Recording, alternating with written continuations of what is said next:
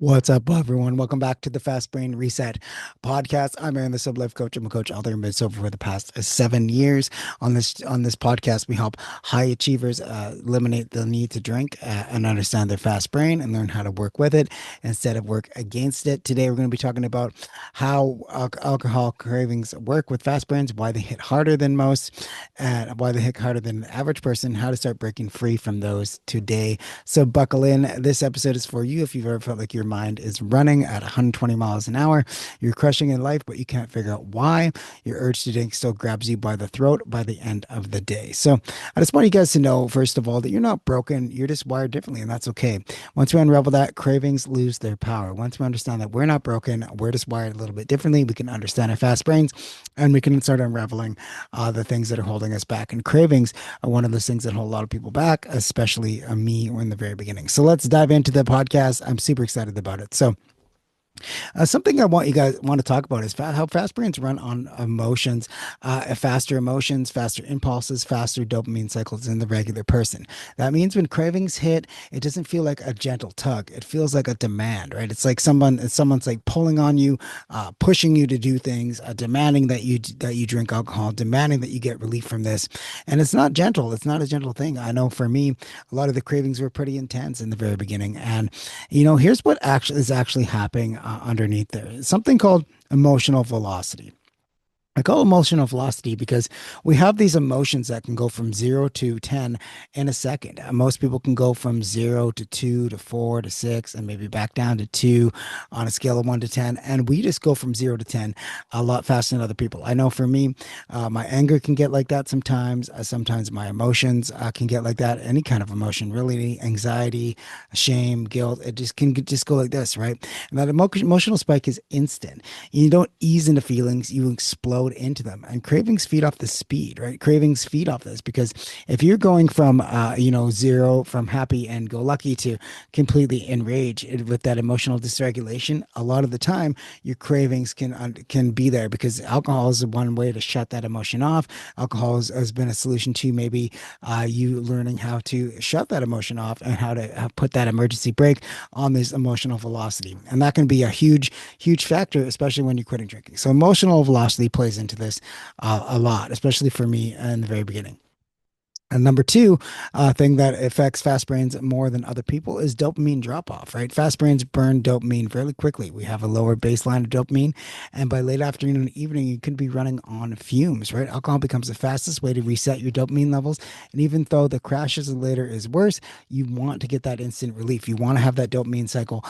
You want to have that dopamine in your brain. And sometimes it's a way of, it's been a solution to that problem in your life of having that lower baseline dopamine is alcohol, getting that little boost, but it doesn't last for very long. If you drink or if you're having a problem with drinking, you understand that craving rebound, right? What a craving rebound is when you drink, you get that immediate relief, and then you get that rebound craving, right? It's because that relief wears off, your brain starts to realign itself, and then you need more and more and more, and you get caught in this cycle of tolerance where you build and build and build and build and build up. You need more and more and more over time to drink, and that's where addiction comes in, and that's because we have a lower baseline dopamine.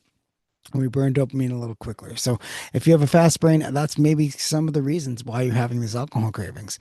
Number three is overdrive to shutdown, right? You can go from overthinking to pushing, producing, burning out, and numbing out very, very quickly. And alcohol becomes that fake off switch, like I said, right? This is why cravings feel stronger and faster and more overwhelming to a fast brain. It's not weakness, it's just wiring, right? You go into this overdrive mode. There's four gears to all of our fast brains, and I like to relate them to car gears, right? So number one is drive, right? This is what I'm doing right now. I'm focused, I'm productive, I'm doing things. But then we can go into overdrive. Overdrive is when you get that emotional velocity, you are taking too many tasks on at once. You're in this overdrive mode. That's where a lot of people get caught up in the cravings, right? Because you want to shut that off. You don't want Nobody wants to be caught up with all this high input, all these things coming through your mind, racing thoughts, those kinds of things. Nobody wants that. So you have a fake off switch, which is alcohol, which you hit that emergency brake, and then things things feel better for the moment, but it doesn't last for long term, right? So you got overdrive. Then you got neutral. Neutral is kind of where you're moving around, you can still do things, you're relaxed, but you're still going. It's kind of like when you go to the gas station. If you run out of gas, you push your car, you put it in neutral. It's in park, sort of. It's not turned on, but you can still move around. That's a great place to be in. But that can also lead to boredom, right? Boredom is if we're in neutral mode and we don't have things to do and things where we're pushing where we want to do them like tasks, hobbies, those kinds of things, then neutral modes can be a danger zone too. But for the most part, neutral can be good as long as you have the proper habits in place to kind of be in that neutral mode and have good habits there.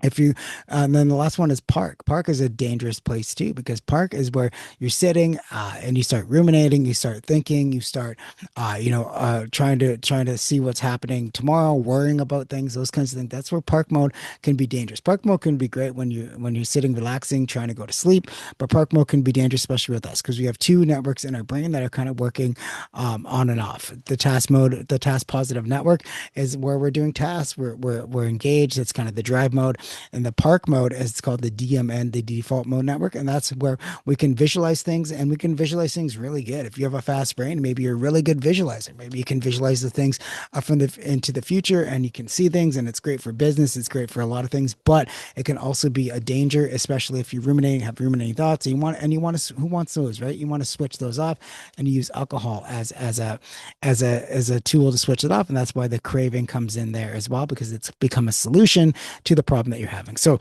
the real truth about cravings is most people never that most people the real truth that no most people never hear is you don't crave alcohol. You're actually craving relief.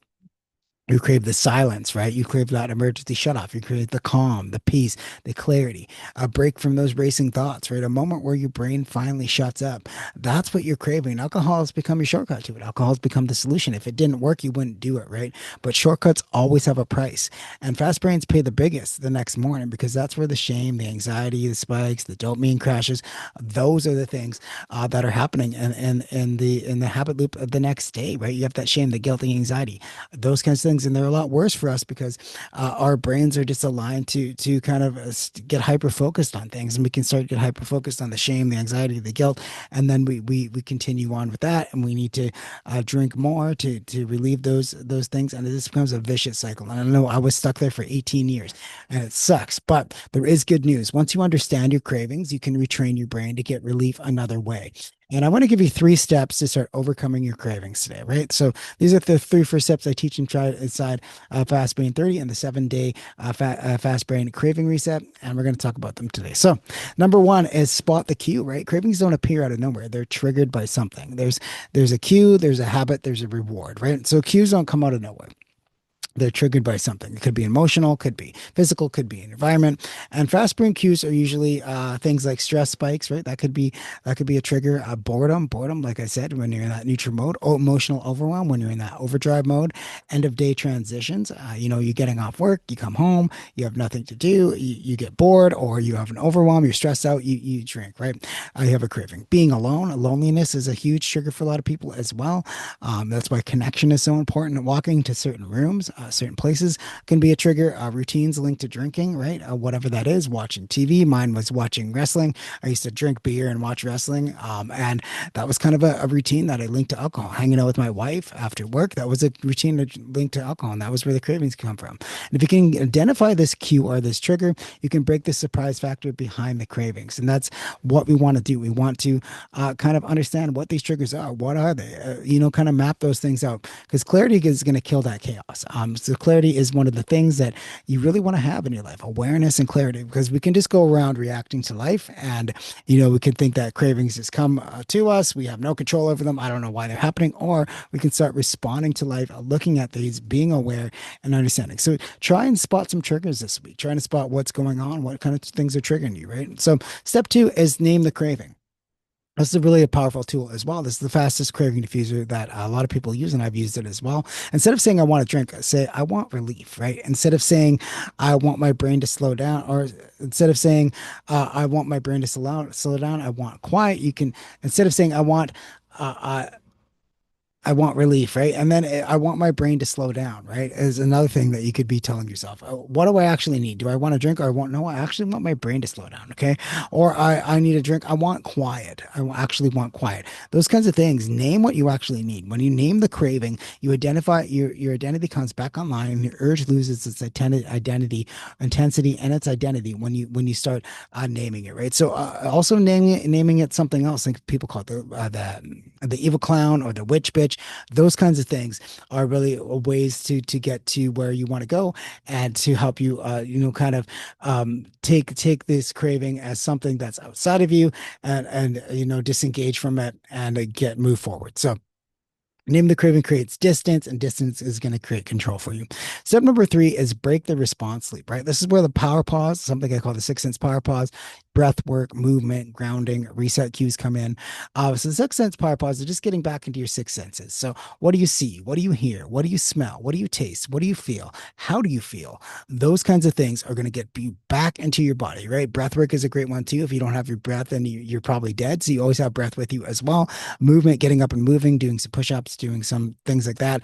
Grounding is a really good way. And when the urge hits, you just want to pause. You want to breathe, right? Move your body, interrupt those automatic patterns. The more you interrupt those patterns, the less power they're going to have over you because your fast brain wants speed and you give it interruption.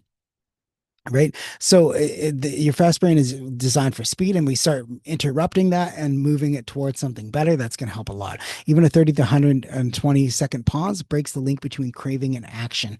Right. So just having those little bit of pauses and working with that and pausing before you take a drink is definitely going to help you as well. This first step towards rewiring that loop entirely. So here's a big takeaway for today. Cravings aren't personal, they're mechanical, right?